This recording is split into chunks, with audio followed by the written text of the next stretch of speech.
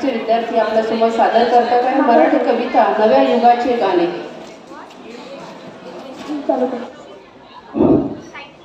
सर्वांना आमचा नमस्कार। आम्ही श्री शिवाजी हायस्कूल धामोद, तालुका नळापूर, जिल्हा अमरावती येथील वर्ग 8वीचे विद्यार्थ्यांनी मराठी विषयातील नव्या युगाचे गाणे ही कविता आपल्यासमोर सादर करीत आहोत।